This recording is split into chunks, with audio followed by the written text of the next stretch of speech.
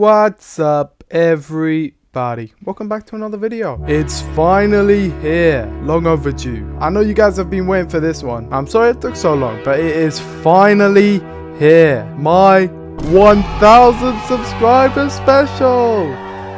What? We're already past 1,000? We hit 2,000? But with the video. I was gonna do the whole thing. What should I say now? Make something up? Okay, I got you. Thank you for 2,000 subscribers.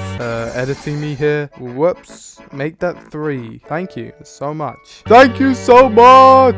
That is crazy. And so I think we should do a special video. People still do that, right? I hope so, because today we are talking about the Sarah Jane Adventures. Now, originally this video was going to be a tier list, but this is a momentous occasion, so I thought, you know what, screw it. Let's have some fun. A few days ago, I made a community post asking you guys what your favorite Doctor Who spin-off was. And as a few of you have caught on, this was not random. Yes, I'm going to be doing a video on each of these. One for each spin-off. Today is the Sarah Jane Adventures, next is Torchwood, and then I want to give all of these a real fair shot, a definitive look into all they have to offer. I'm going to go season by season and lay out all my thoughts, my feelings, ideas, pros, cons, etc. And you know what? After that, I'm going to be including all my episode rankings as well, because, you know, I have to. But before that, I have a huge announcement, and that is that we are officially monetized. Let's go. Yes, I am now partnered with YouTube. I have a YouTube partnership, which means that I've been given the channel member feature on my channel. You should be able to see it at the bottom there next to the subscribe button. It says join. Now you can be a channel member for any YouTube channel that has monetization on, but I thought it would be cool if for my channel I made it special. I want to add like real benefits to being a member. So if any of you ever feel generous enough to join, here are the list of membership perks. Special videos made exclusive for members, special channel emotes, permanent access to my Discord server. You can get a look into the behind the scenes process. You get to vote on special polls like what videos I do next, what topics I choose. You get special sneak peeks and videos early. And not just that, you will be included in all of the future videos. Of course, there is no pressure for anyone to join if they don't want to, but I thought as YouTube has given me this feature, I may as well use it and it could be fun. But with that all being said, I think we should get on with the video. Let's start the Sarah Jane Adventures Season 1. This shit kinda ass, I'm not gonna lie to you guys. Okay, that is way too mean. I need to lay out some ground rules real quick. First of all, this is a kid's show. Sarah Jane Adventures aired on CBBC, which means that if you're like me, you have a lot of nostalgia for this one. For many people, many kids around my age, this was Doctor Who. This was what you watched. This was the show on TV. And I will definitely still stand by that. Compared to its CBBC competition, the Sarah Jane Adventures stands at the pinnacle. It is far and away the best the channel has to offer, not even close. However, we need to decide if we're judging this show as a kids show or as an actual show, because you have some people saying out here that this is the best Doctor Who spin-off, or even in some rare cases that it rivals the show itself. So I think I'm gonna judge this in comparison to the rest of the Doctor Who universe, which means there is gonna be higher standards. Now the reason I'm doing this will become clear later. Spoiler alert, some of the seasons in the future are actually pretty good, but I think while it would be unfair to completely forget that it's a kids show, it would also be unfair to the other shows that I have to tackle if I gave this one unnecessary leeway. We all on the same page? Do you get what I mean? I'm going to be judging the Sarah Jane Adventures as a show. And as a show, Season 1 is pretty damn bad. The Invasion of the Bane is the pilot for the show and immediately highlights the incredible special effects and production values. Okay, this one I will be a little bit more generous too. The show being low budget, even more so than classic Doctor Who, cannot be helped. That is just how it is. Also, this is a pilot. They haven't fully figured everything out yet. They're still seeing what works, and actually, maybe I judged you too harshly. Okay, let me go over the pros. This looks pretty neat, I guess. Sarah Jane is perfect, and I mean truly incredible. As you guys know, Actually, have I said this before? Either way, Sarah Jane is my favorite Doctor Who companion. She always has been, and for the time being looks to remain that way. I love Sarah Jane, and she is so good in this show. I'm saying all this now because otherwise I'd have to repeat it every time, and I probably still will, so that's saying something. But she really is an incredible central character and can carry the whole show by herself mostly. But Maria also does well for a good audience surrogate. Now, back in the day, I will admit, I always preferred Rani to Maria. This is because Rani, of course, has more episodes and she's in the better episodes. But coming back to the series, Maria is actually pretty damn good. She is more or less the main character for this series, and I think she's great. Her connection with Sarah Jane and Luke is nice. But in this pilot episode, there is a very clear gap missing in the cast, and one that is not filled with Kelsey. My big problems with the episode would consist of the story, the pacing, the writing, and the villains, which would consist of pretty much all of it. The Bane are an interesting idea. I'm giving them too much credit. Mrs. Wormwood and this guy, what's his deal? What is his deal? Just a bit creepy in this one, to be honest, and not in the intended way, I don't think.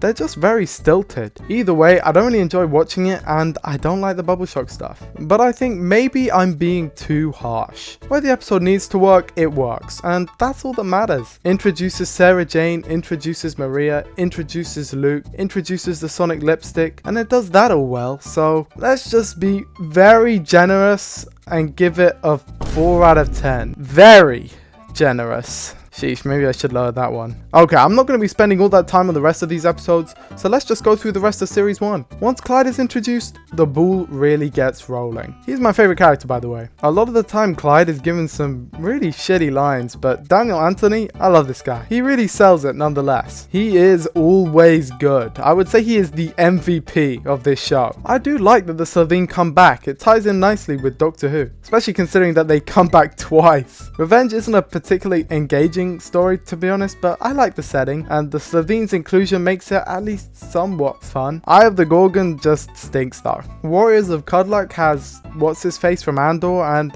I actually do like this villain design. It has potential, but nah. Something you will notice about Sarah Jane Adventures is that while the main theme is awesome, we all love that, the music for this show sucks. Now I know music is subjective, but that's just my opinion, and it is truly distracting while watching these episodes. Boy finishes the season and genuinely has a pretty good premise and first part, but part 2 lets it down massively. Also, Mr. Smith being evil would be pretty damn cool if it was ever mentioned again. But I saved the best for last. Or should I say the most interesting for last. The Trickster is far and away the best villain in the Sarah Jane Adventures. A truly fascinating foe and design. I'm planning on making a whole separate video on this villain, but I can still talk about the episode. It's not perfect. In fact, I would say that it's probably the worst Trickster episode in the Sarah Jane Adventures, but it has good moments and really challenges Sarah Jane as a character. Overall, thumbs up from me. And here is my ranking for each episode of Season 1. Overall, it's a bit of a mess, but it succeeds where it needed to and was successful enough for a second season.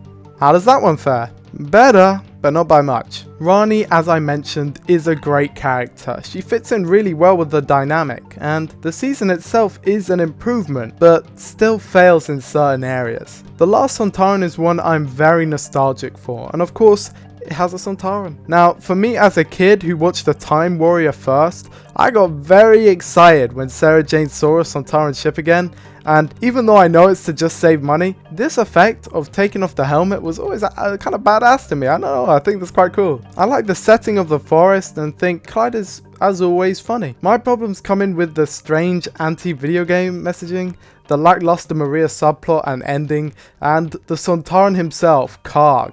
They all feel pretty underwhelming. Day of the Clown is interesting with this creepy clown and Spellman played by, oh my days, is that Graham? Secret of the Stars though? Nah. Apparently this one was gonna have the Mandragora Helix in it. That would have been far more interesting than whatever the hell this was. Mark of the Berserker, however, is actually something. something interesting. Now, it's not the best thing ever, but I would actually genuinely call it good. And of course, it's about who else but Clyde. Now, I do find it strange that this episode marks the 4th time in a row this season, where there's mind control as the main plot device. But here it actually works because the writers are aware how fucked up it is. Clyde and his relationship with his dad are done very well, and it's a personal story. I like it. If it weren't for the fact that this particular gimmick had been well worn by this point, and part 1 being not as good as part 2, I'll be giving this one a higher rating. The Temptation of Sarah Jane Smith is another personal story, this time for Sarah Jane, and that aspect of it is great. The rest, not so much. Just a bit too big for its boots, sadly. The same with Enemy of the Bane, which has the Brigadier, my favorite, genuinely. Like, no jokes. Pause the video, pull everything down. Serious public service announcement. The Brigadier, genuinely my favorite character in all of Doctor Who. Every part with him on screen is amazing. And everything else sucks. The story sucks, the ending sucks, the Bane sucks. At least Mrs. Wormwood isn't as stilted here, but still. As much as I hate to say it, I don't think this one works. But I still love it because of the Brigadier. Here are my rankings for this season and on to season 3. Hey, this is where it actually gets good. Prisoner of the Judoon isn't that good, but it's a definite improvement. This marks the show's new default in terms of quality, and I think it is far and away better than season 1. Androvax is pretty cool, and the Judoon, while looking cheap, has some nice bits. That's a problem though, it is just a little bit cheap innit. The Mad Woman in the Attic is a good episode though, I really like this one. The Eternity Trap is probably the most forgettable episode of the whole show, but nice location, I guess. Mona Lisa's Revenge is a complete pantomime and very silly, but Clyde gets a chance to shine. I think this one is on the same level of quality as Prisoner of the Judoon. But The Gift, I don't really like this one. The only interesting thing is probably the racweed's effect on Luke, because that is genuinely gross. You know, it looks good.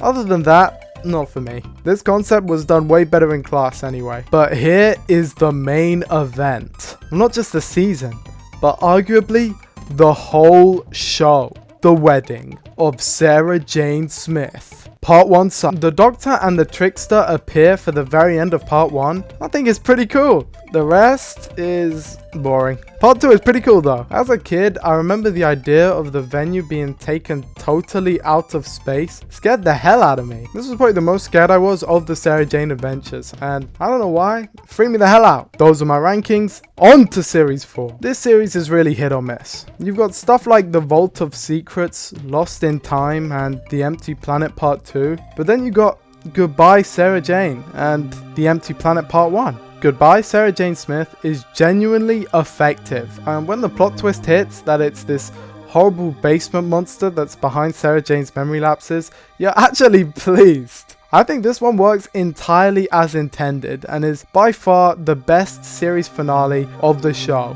The Empty Planet is a great concept that gets ruined in part 2, and Death of the Doctor was my shit as a kid. Looking back on it now though, I'm gonna say the unforgivable.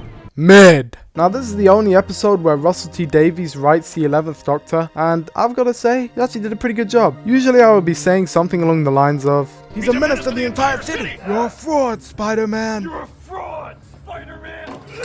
But being real, I think I'd probably prefer this one to The Wedding of Sarah Jane. I also like how they're tied together. Jo Grant is also in this one, and she is amazing. One of my other favourite Doctor Who companions. I am so happy that they were able to meet. This is fantastic. And all the clip shows of classic Doctor Who, that's all I ever wanted. 10 out of 10. But not really. Because this Unit Lady's plan, and the Shan Sheath, and all of that, it's just bleh. Also, I know a lot of people are down for this, but I could do without the Doctor companion angst. We can skip all that. Why can't we all be friends, you know? Wait a second, I know that guy. Iron Fist. But I saved the best till last. The Nightmare Man. This one, they kind of cooked. Now, part 2 is a bit of a letdown. It's not terrible, but part 1, this part 1 is great. Similarly to the Trickster, I want to make a video all on this guy alone, but damn, when you compare episodes like Eye of the Gorgon to this, it's night and day.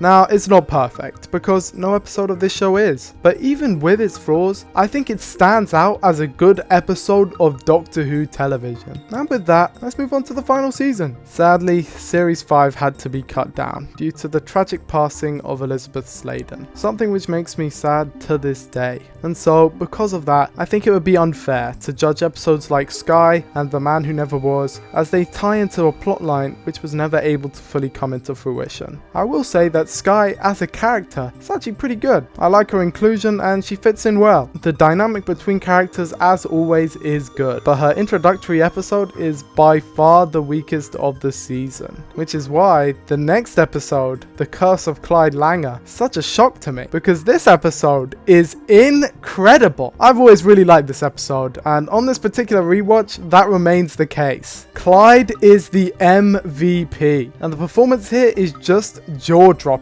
I love this episode. Yeah, the CGI on the totem pole is a bit iffy. I don't even care. The rest is great. This is my favorite episode of the show. Why I didn't really want to judge this one as a kid's show and just as an actual show, because this is genuinely good. And these are my final ratings for every series. It is a real shame that the storyline was never able to be finished. I have read all the plans for the Battle of Bannerman Road, and it sounded epic, and I really think I would have loved it. This show holds a special place in my heart, and although I may have sounded like I was being harsh to it, I do really like it. I have a lot of nostalgia for it, and not only that, I love Doctor Who, so I'm just gonna automatically like all of Doctor Who adjacent stuff. A lot of you guys may think I treated this one too harshly. I think I treated it realistically. You guys know me, you guys know I try and be real. I don't want to sugarcoat it, I don't want to lie. Yeah, I think a lot of the ratings of these episodes may be low, but I think it would be more disrespectful to hold this one to a lower standard when I know that it can reach those high bars. And especially when you see some of the other stuff I'm gonna have to be dealing with in future videos, I think you're gonna get it more so. Overall, I think Series 1 is a messy, overlit, over-ambitious, but charming start to the series, with enough interesting ideas and links to Doctor Who to set it out from its competition, but also tie it in to the expanded Doctor Who universe. It also has this kind of unique feel. I think it is from the visual style of the show, and also the fact that all of the actors are just way younger looking than even in the series right after. That sets it apart from the whole rest of the show in my mind. Maybe it's also because there's Maria there and not Rani. It has novelty, although I would probably still put this one as the lowest, my least favorite series of the show. Season 2 is a definite improvement. As I mentioned, there is an upgrade in the visual style, but the status quo remains the same. There is a kind of repetition in the plots that I don't know if it was intentional, I don't think so, and it still overall just isn't very high quality. However, as I mentioned, I do love the Brigadier. Did I mention that? I love the Brigadier. Did I mention that? Series 3 is even better than Series 2, and I think really where the show starts to become actually half decent. As I said before, it is quite hit or miss, but I do think that when it hits, and is definitely more easily watchable than those two previous seasons. The character work is also very fun. I think it improves with each season, to be honest. I really like all the central characters in this show. And if I remember correctly, this is when K9 actually becomes more relevant in the show. Yes, I haven't mentioned him at all in the video so far, because you will be surprised with how little he actually shows up. But I love K9. K9, my beloved. And don't worry, we're going to be talking a lot more about K9. Oh boy, yeah. Don't worry, there'll be more than enough K9 to talk about later. But Series 3 is where he more so comes in. You know, he has that rapport with Mr. Smith. That's all funny, even if Mr. Smith is a bit silly. Unlike K9, of course K9 isn't silly because he's from the classic show. And nothing from the classic show is silly, it's all serious. I love K9. Series 4 is definitely the pinnacle of the show. It's my favorite part. I think it has the best consistent quality, even if it isn't the most consistent. And as I mentioned before, the Nightmare Man is a real standout, even if the visuals for this series kind of remained a bit stagnant, as opposed to the drastic leaps in quality from Series 1 to 2 and 2 to 3. And Series 5 sadly just is incomplete. I can't really judge it. I will say that I think it would have been the best series if it was completed, and that it is a real tragedy that we lost Elizabeth Sladen when we did, not just because of her relation to Doctor Who, but also because she was a wonderful person. As I mentioned before, it really is a somber way to end the show and to end the video, but I guess we just have to. Is that abrupt? It feels abrupt. Poignant. But that's just me. What are your guys' thoughts on it? You like any specific episodes, moments? Leave a comment below. I try and read them all. But with that being said, don't forget to leave a like and subscribe, and I will see you in the next one.